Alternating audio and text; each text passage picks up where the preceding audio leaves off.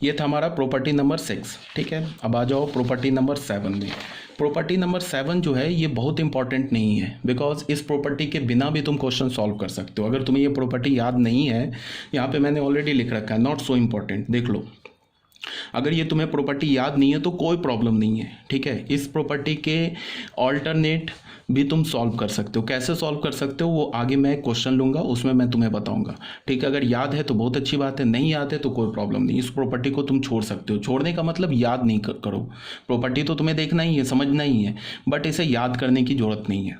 Property क्या बोल रहा है, if A and B be two square matrices of order N, A और बी हमारे पास दो स्क्वायर मैट्रिक्स दे रखा है एन ऑर्डर का, such that B is the adjoint of A. ये जो मैट्रिक्स बी लिखा है ना, ये ए मैट्रिक्स का एडजॉइंट है A and K is a scalar, then determinant of AB plus K into IN, इसका जो डिटर्मिनांट होगा वो किसके इक्वल होगा, determinant of A plus K पे पावर n, ठीक है। इसको तुम अगर याद रखना चाहते हो तो तुम ऐसे याद रख सकते हो कि ये ए बी है ना, इससे बी हटा दो, यहाँ पे डिटर्मिनांट ले लो, प्लस ये आई एन हटा के के ले लो, तो यह क्या मिल जाएगा तुम्हें, डिटर्मिनांट ऑफ ए प्लस के। तो डिटर्मिनांट ऑफ ए भी स्केलर है, के भी स्केलर है, उस पर पावर एन डालोगे, यहाँ भी स्केलर आ जाएगा, और लेफ्ट हैंड साइड में भी स्केलर लिखा हुआ है।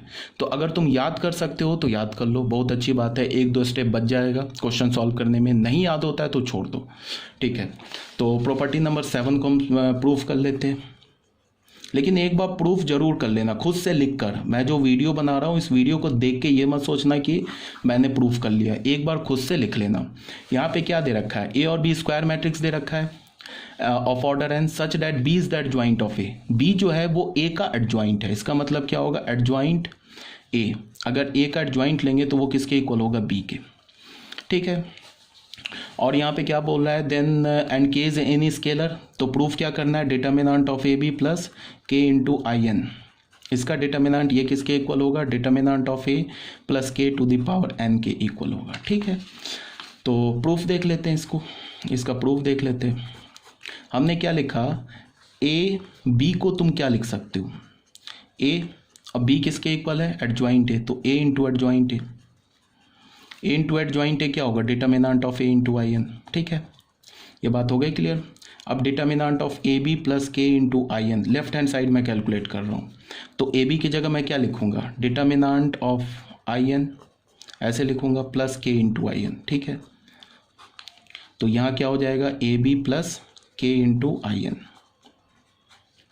अब ध्यान से देखो बच्चे, यहाँ पे क्या है, ये जो डिटर्मिनांट है ये स्केलर है, ये जो के है हमारा स्केलर है, ये आइडेंटिटी मैट्रिक्स है, ये एक मैट्रिक्स है। तो इसको तुम क्या कर सकते हो, इसको तुम ऐसे लिख सकते हो, determinant of A plus K into I N. देख लो, इसको मल्टीप्लाई करोगे ना तो फिर ये सेम आ जाएगा। अब ये क्या लिखा है, ए B plus K into I N, इसका डिटर्मिनांट। अब तुम इसको ध्यान से देखो, ये तो मैट्रिक्स लिखा है, ये पूरा स्केलर लिखा है, ये पूरा के का काम कर रहा है।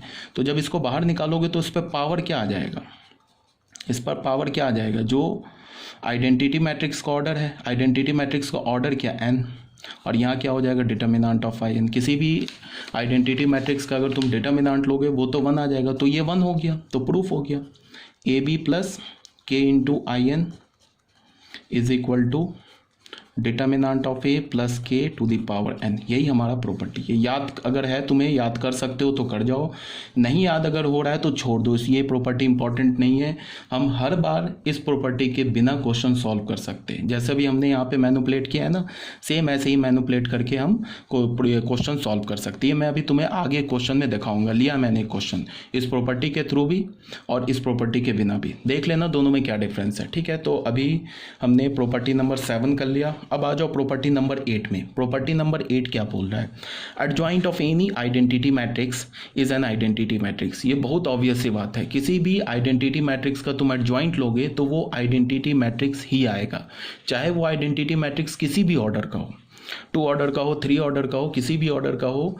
आइडेंटिटी मैट्रिक्स का जो एडजॉइंट होता है वो हमेशा आइडेंटिटी मैट्रिक्स होता है, ये याद रखना। तो प्रॉपर्टी नंबर 9 क्या है, if A is a non singular matrix of order N then adjoint of A transpose is equal to adjoint A का ट्रांसपोज। मतलब क्या है कि मतलब ये है, इसमें प्रॉपर्टी नंबर